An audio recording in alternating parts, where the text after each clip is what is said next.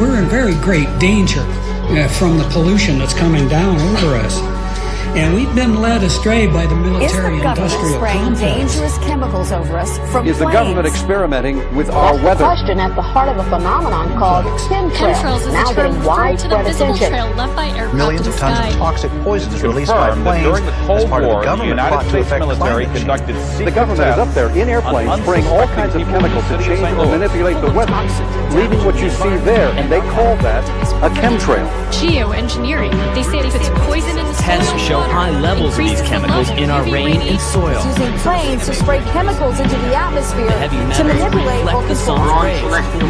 And that's why health department records show a sharp increase in barium and aluminum in California's water supply. We shall propose further cooperative effort between all the nations in weather prediction and eventually in weather control. The Army's need to know more and more about weather that surrounds this planet is a vital part of the expanded research program of atomic weapons. We all talk about the weather. The Army is doing something about the weather.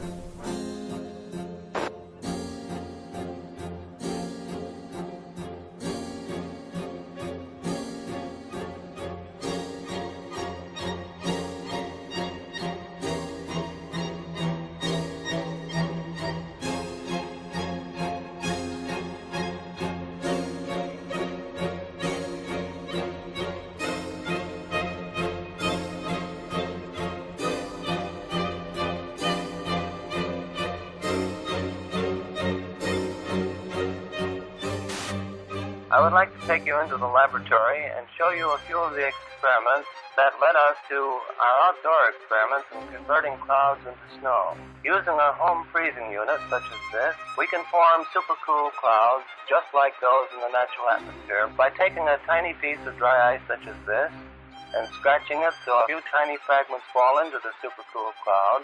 Long streaks develop. The particles grow very fast. They grow about 1 billion-fold in volume in a few seconds. Many millions of snow crystals form, and we get the same effect as is produced by dry ice. Dry ice is not particularly important as far as the fact that it's CO2. It is primarily important because it's colder than minus 35 degrees centigrade. This is a picture of the first cloud that we seeded back last November. Flying in a small Fairchild plane, and putting dry ice from a small dispenser in the bottom of the plane, and within minutes saw long streamers of snow falling from the base of the cloud and evaporating into the drier air below. Under many conditions, of course, full-fledged snowstorms will be produced in this way. Nature at last has permitted to do a little something about the weather. Using Schaefer-Langmuir techniques, the Army Signal Corps and Office of Naval Research began conducting many of these experiments. In 1947, Project Cirrus expanded to test cloud seeding on a hurricane traveling eastbound 350 miles off the coast of Jacksonville, Florida. They dropped 80 pounds of dry ice into the raging storm, only to realize that the hurricane suddenly changed direction and began traveling back towards the United States.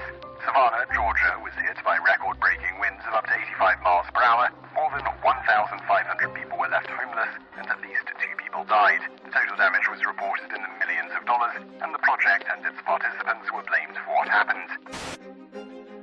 On the night of the 15th of August 1952, the worst flood in British history swept through the tiny seaside village of Lynmouth. 90 million tons of water devastated the area, killing 35 people and leaving over 400 homeless. 40,000 tons of boulders were dragged off the moors, destroying houses and cars. Porters spoke to squadron leader Len Otley. He confirmed that he worked on Project or Operation Cumulus, which was also referred to as Operation Witch Doctor. What's more, in mid-August 1952, Alan Yates, a lecturer at Cranfield School of Aeronautics at the time, was asked to take part in cloud seeding experiments. According to Yates, the artificial rain fell over Lynmouth and washed the village into the sea.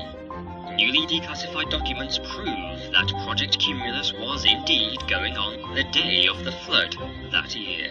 Project Skyfire, a U.S. forestry research operation concerned with the study of lightning in all of its manifestations. Project Skyfire is aimed at lightning fires in western Florida. In detail, the manner in which your work involves you in the dispersion of clouds, which happen to have some effect on, or rather bring about thunderstorms or what have you. Could you tell our audience something about that type of work?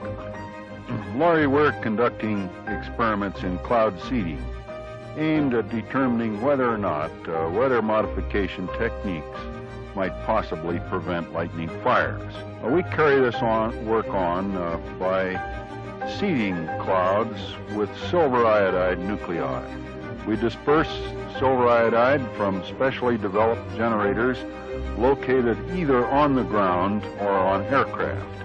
Our experience has been that we can do the best job through aircraft seeding. Again, man looks to his own efforts to increase the flow of water. Since the 1946 experiments of Dr. Vincent Schaefer, we have known that some clouds can be modified through seeding to yield additional precipitation. In 1961, Congress directed the Bureau of Reclamation to begin a long-range study of cloud seeding with the aim of eventually augmenting the nation's supply of water. The program, called Project Skywater, continues at many sites throughout the United States. Eventually, if the research program proves successful, the methods learned will become part of our nation's integrated water resources program. In 1962, during the Vietnam War, American forces responded with Operation Ranch Hand. Over the next 9 years, spraying an area about the size of Massachusetts with defoliants, the most notorious being Agent Orange. Large swaths of Vietnam were left barren. Enough food to feed 600,000 people for a year has been destroyed. Despite this sudden devastation, U.S. officials said the spraying created no lasting harm. Milton Ross, a Special Forces advisor near Pleiku, has a son born without the tips of his fingers. North Vietnam charged today that defoliants have produced many instances of miscarriages, congenital defects, and monstrosities among children. The Vietnamese government insisted the cause was Agent Orange. Although that war was long ago, there is lingering anger about the United States' use of a controversial defoliant spread by American aircraft on the jungles there. An epidemic of birth defects, brain damage, and rare cancers still affecting hundreds of thousands of Vietnamese today. According to environmental studies, high levels of dioxin could still be found in the soil in certain areas and had seeped into nearby lakes. Agent Orange was a safe product when it was used in the Vietnam War, and it's a safe product today. I got something to say. I want to know how come the fascist pigs have been seeding the clouds. Right, but last hour the airplanes going over twice with all the smoke coming out of them seeding the clouds. And I want to know, why that stuff is going down, man. And why doesn't the media report that stuff to the people, man? I'm telling you what happened. The planes come over for an hour and a half and they during the seeded all the concert at clouds. Woodstock. The second time they People of unknown origin were seeding the clouds over the I don't know what they hope to prove, man. Project Storm Fury assembles a team of highly trained scientists and technicians to fly into mature hurricanes. Scientists working on the project were convinced that they could reduce hurricane devastation using a process called cloud seeding by spraying the thunderclouds inside the hurricane with a chemical called silver iodide. This would become known as the Storm Fury hypothesis. The seeding planes fly across the eye and into these clouds, seeding the supercooled water droplets from the belt of maximum winds outwards. As the silver iodide turns the supercooled water into ice, the heat released during this process causes the seeded clouds to grow and develop into a new outer eye wall.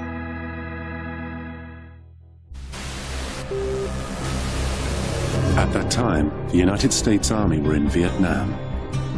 Pierre Saint-Amand was part of the team assembled in a top-secret cloud seeding operation known simply as Project Popeye.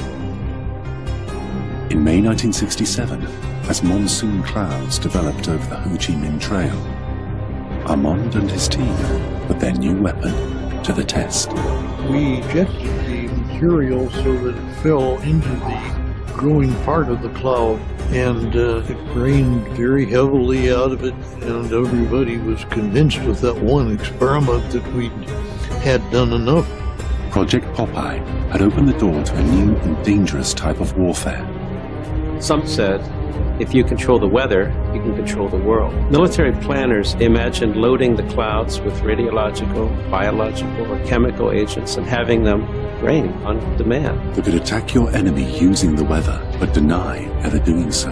Allegations were made that cloud seeding had not only made jungle paths impossible, it had also killed thousands of innocent people.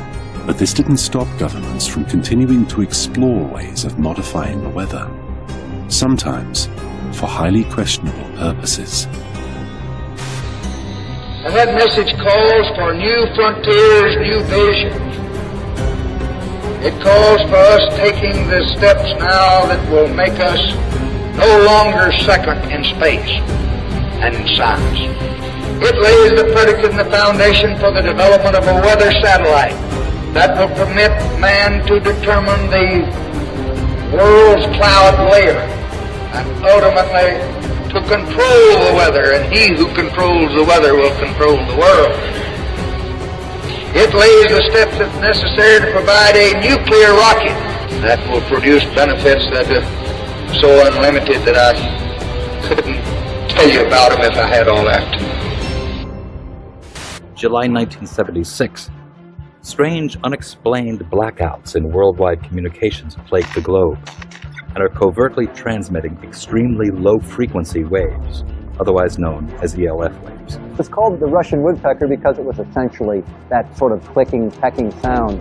In 1982, a report by Pentagon researcher El Ponte alleges the Russian woodpecker signal is actually creating layers of artificial ionization in the upper atmosphere, which means it could have been bending the jet stream and altering global wind patterns. There's been a lot of research in military labs over what you can do with putting radio waves into the atmosphere. Some of the research indicates that one can move the jet stream around and thus induce weather conditions. It's no coincidence that the United States began building its own mysterious array of antennas. HAARP is the High Frequency Active Auroral Research Project, originally a joint effort of the Air Force and Navy in cooperation with a number of academic institutions.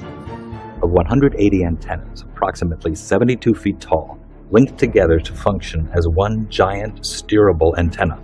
Steerable because it can aim millions of watts of ELF waves into one tiny patch of the atmosphere. HAARP is one of several ELF wave transmitters located all over the globe. Working in tandem, these transmitters alter the weather anywhere in the world, potentially changing the jet stream's course entirely. The intense energy being beamed into the sky by HAARP sends pulses of ELF waves into the ionosphere. The waves get reflected back down and pass through the earth and ocean. But HAARP's startling potential doesn't end there. It's linked to a strange phenomena occurring in our skies. On clear days, you can often see long white lines being traced high in the sky. They are contrails of jet aircraft, actually long, slender clouds. Weathermen are finding them especially fascinating because a theory is being developed that those long white lines may be changing our weather for the better. Details from Roger O'Neill. The exhaust from jet engines, usually seen as long, thin trails of white clouds behind high-flying jet airplanes, may be a big reason why there are 30 fewer days of sunshine a year in the Midwest now than there were in 1900. The daily range between high and low temperatures has also narrowed. In the absence of natural clouds, given the correct atmospheric conditions, jet aircraft in high frequency can almost completely cover the atmosphere with clouds. No one is trying to make clouds now using jet engines, but this study suggests that jet travel is inadvertently making our days more cloudy. And someday, weather researchers may be able to use jets on purpose to change our weather. Roger O'Neill, NBC News, Champaign, Illinois. And finally, a federal report today predicted possible catastrophic warming of the Earth by the 1990s with a strong climate change. Hurricane Gloria is moving on the East Coast tonight like a monster out of a science fiction film. 3,000 homes went underwater, and of those, almost 900 were destroyed. From 1987 through 1992, California experienced the most severe drought in the state's history. According to NOAA, an anomaly occurs in the jet stream. The winds appear to change direction, blowing east to west instead of west to east, indicating the jet stream coming into the west is suddenly much weaker than normal, causing a drought. By 1995, the jet stream returns to normal. Here there were huge problems with flooding, intersections and parking lots underwater, homes threatened, people trapped in the river that you see out here behind me, forcing those dramatic rescues. This U.S. Air Force report graphically outlines the military's desire to exploit and manipulate the weather for the purposes of war by the year 2025. According to one of the most harrowing lines in this report, quote, "Weather modification is a force multiplier with tremendous power that could be exploited across the full spectrum of war-fighting environments."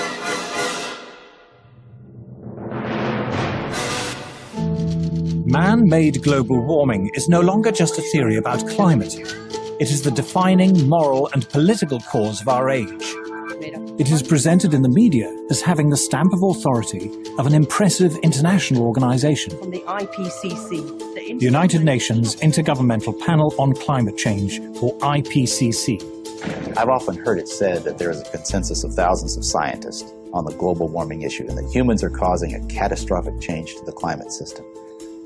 Well, I am one scientist, and there are many that simply think that is not true. The final conclusions are politically driven. This claim that the IPCC is the world's top 1,500 or 2,500 scientists, you look at the bibliographies of the people and it's simply not true. There are quite a number of non-scientists. And to build the number up to 2,500, they have to start taking reviewers and government people and so on, anyone who ever came close to them.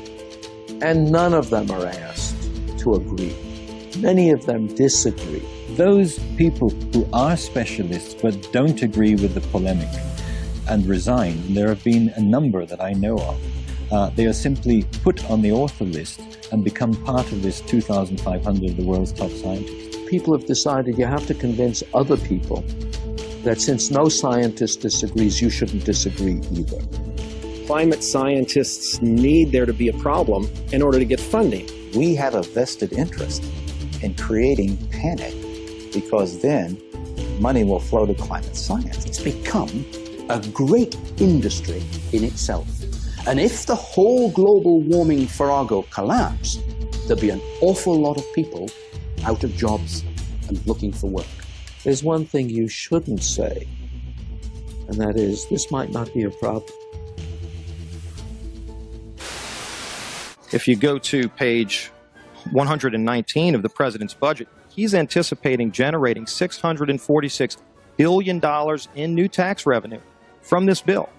So clearly the president expects this bill to generate $646 billion in new taxes that even his own budget director has said would be passed on to consumers. So you must have been listening to our testimony that we've had for the last few days with dozens of experts that have come in who have given completely different views. Well, I would encourage you to go back and look at the testimony this committee's heard. We're talking about that can export millions of jobs out of our economy, out of our country, and testimony's been given just to those numbers. And so we're talking about a serious consequence that there would be on this country. The carbon would be emitted, but it would be emitted in China and India, and the jobs would go to China and India.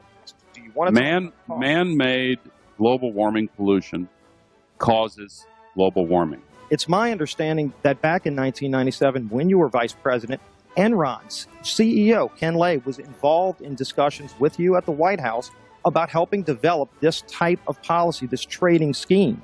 And is that accurate? Is it inaccurate? It's been reported. I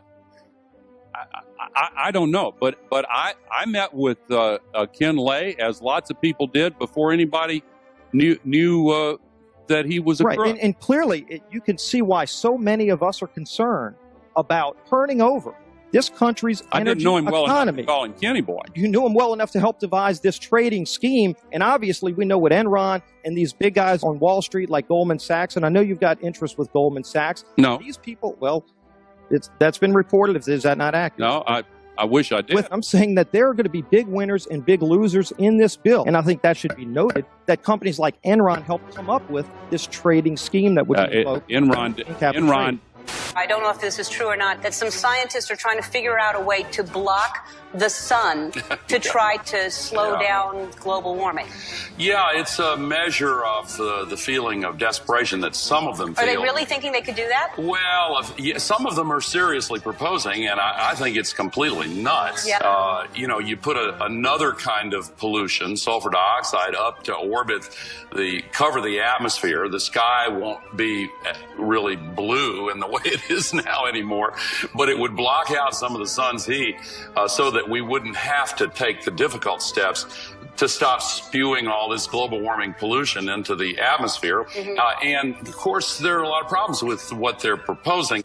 You could actually spray sulfuric acid in the stratosphere 20 kilometers over our head and use that to stop the planet warming up in a kind of ugly tech fix. You can spray something into the atmosphere to change. Spray pollution into the atmosphere to stop it warming. How do you do this? You'd start with a fleet of modified business jets and say 20,000 tons of sulfuric acid into the stratosphere every year, and each year you have to put a little more, and this doesn't, in the long run, mean that you can forget about cutting emissions. We will need to rein in emissions. No, we'll get to it eventually. But in the meantime, we're shrouding the Earth in sulfuric acid. So people are terrified about talking about this because they're scared that it will prevent us cutting emissions. Right, and also that it's sulfuric acid. We put 50 million tons of sulfuric acid in the air now as pollution, and it kills 1 million people a year worldwide. Okay, but it'll be better if we put more in. We're talking about 1% of that. 1% more, we're just killing 10,000 more people. You can do math. What happens to the sulfuric acid after it's sprayed? Does it just stay up there? No, it rains down,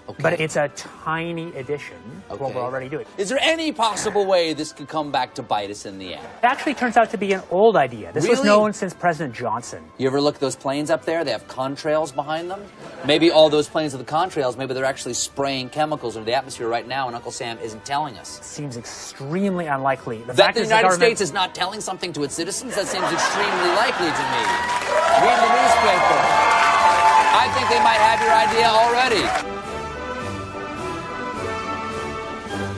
This geoengineering idea in its simplest form is basically the following. You could put fine particles, say sulfuric acid particles, sulfates, into the upper atmosphere, the stratosphere, where they'd reflect away sunlight and cool the planet. There's lots of mystery in the details, and there's some bad side effects, like it partially destroys the ozone layer, and I'll get to that in a minute, but it clearly cools down. And one other thing, it's fast. I guess the thing I haven't said about this is it is absurdly cheap. It's amazing how we can affect the planet. The one thing about this is it gives us extraordinary leverage. This improved science and engineering will, whether we like it or not, give us more and more leverage to affect the planet, to control the planet, to give us weather and climate control, not because we plan it, not because we want it, just because science delivers it to us bit by bit. What is geoengineering? It's really two very different things. One is ways that we would alter the amount of sunlight the Earth absorbs, and so cool the planet, partly offsetting the effects of carbon in the atmosphere, and that's called solar radiation management, or in some technocratic way, SRM. And the other one is to take carbon out of the atmosphere, so-called carbon dioxide removal. Before we get on to solar radiation management, let me ask you about the carbon dioxide removal.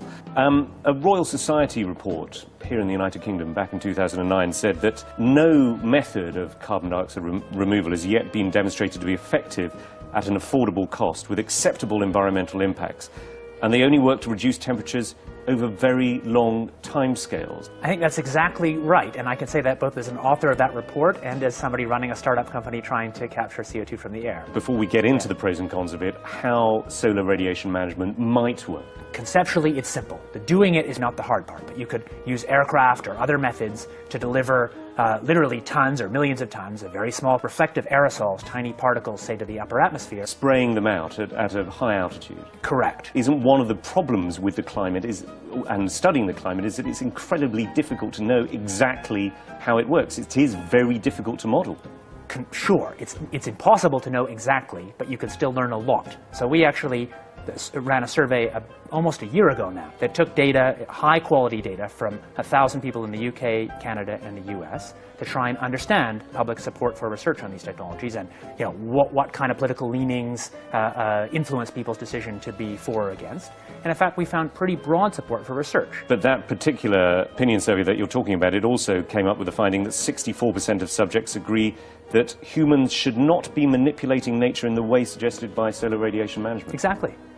Well, that would suggest that there isn't particularly broad support at the moment for the theory behind this.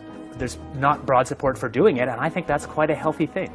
I mean, I'm one of the people who, maybe starting 20 years ago, most helped to open the door to get public conversation going on this thing. How do you think, in that case, the public can be convinced, given that there is, as we saw with this project in Britain, tremendous skepticism, even about research at what you say is a very, very benign level?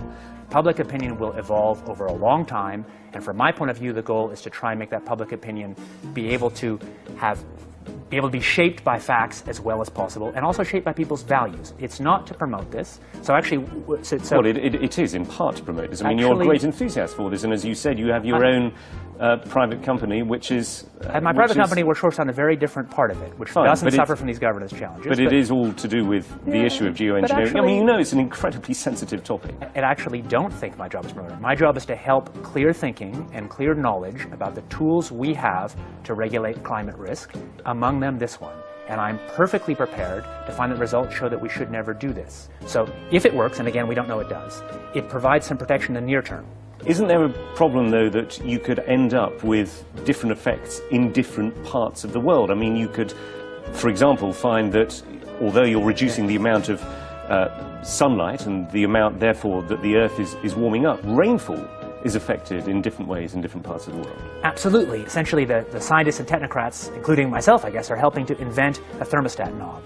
But it's much easier to invent the knob than to figure out who should be in charge of it in a world with many states. No, indeed, and I want to come on to the governance, but I want to ask specifically about the science of this, which is how far can you tell whether the effects of solar radiation management are then going to cause perhaps a catastrophic loss of rainfall in a certain part of the world. At the moment, it seems to be hazy, this. I think it's not as hazy as that. So using exactly the same climate models as we've used to estimate the problems with CO2 in the atmosphere, the underlying climate problem, we've applied those same models and same techniques to look at this.